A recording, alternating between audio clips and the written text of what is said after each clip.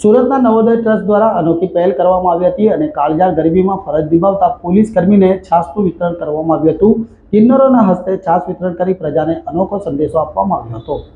સુરતમાં કાળઝાળ ગરમી પડતા શહેરના રસ્તાઓ સુમસામ જોવા મળી રહ્યા છે। આવી કાળઝાળ ગરમીમાં પણ સુરત શહેરમાં ટ્રાફિક પોલીસ સહિતના કર્મચારીઓ ફરજ બજાવતા જોવા મળે છે।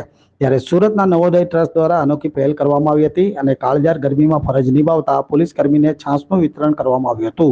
દરેક સર્કલ પર આકરા તાપમાં ફરજ બજાવતા પોલીસ કર્મીને છાશ આપવામાં આવી હતી। આવા આકરા તાપમાં પણ પોલીસ કર્મીઓ પોતાની ફરજ નિભાવે છે, જેથી પોલીસની કામગીરીથી પ્રેરિત થઈ છાશ વિતરણ કરવામાં આવી હતી। ટ્રસ્ટના આગેવાન સભ્યો દ્વારા કિન્નરોના હસ્તે છાશ વિતરણ કરી પ્રજાને અનોખો સંદેશો આપવામાં આવ્યો હતો।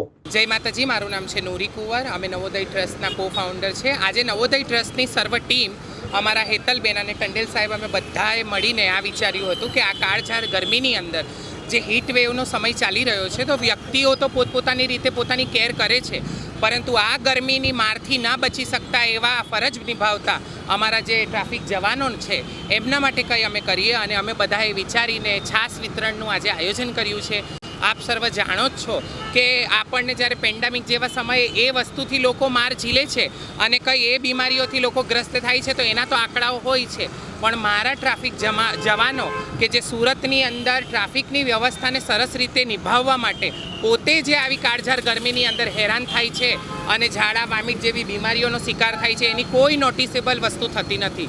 અમે કંઈક ને કંઈક બહિષ્કૃત સમાજ તરીકે વખણાઈએ છીએ, પરંતુ કુમળું ફૂડ જેમ વાળો તેમ વળે, એવી રીતે અમને પણ જો ટંડેલ સાહેબ, હેતલબેનના સાનિધ્યમાં સરસ માર્ગો બતાવવામાં આવે તો અમે આજે પણ આની અંદર જોડાયા છે ને આવનારા દિવસોની અંદર વધારે વ્યક્તિઓને સતર્ક અને સભાન કરવાના દરેક કાર્યક્રમોમાં અમારી નવોદય ટીમ, કિન્નર સમાજ અવશ્યપણે જોડાશે।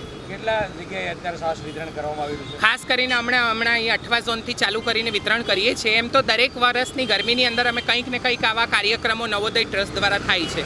અમે કુંડા વિતરણ કરીએ છીએ, છાશ અને પાણીનું વિતરણ કરીએ છીએ, પરંતુ આ વખત અમને આ સૌભાગ્ય મળ્યું કે અમે 31st રાત્રે જવાનોને ચા અને બિસ્કિટનું વિતરણ કર્યું હતું। એના પછી એમની જોડે વાતચીત કરીને હેતલબેન દ્વારા અમને આ વસ્તુ પર ધ્યાન દોરવામાં આવ્યું કે કેમ નહીં આપણે આવા સમયે છાશનું પણ વિતરણ કરીએ, તો આનું શુભારંભ થયું છે। હવે જેટલા સમય ગરમી છે, અમે ક્યાં સુધી જ્યાં સુધી અમારાથી પહોંચાશે અમે ચોક્કસપણે પહોંચીશું।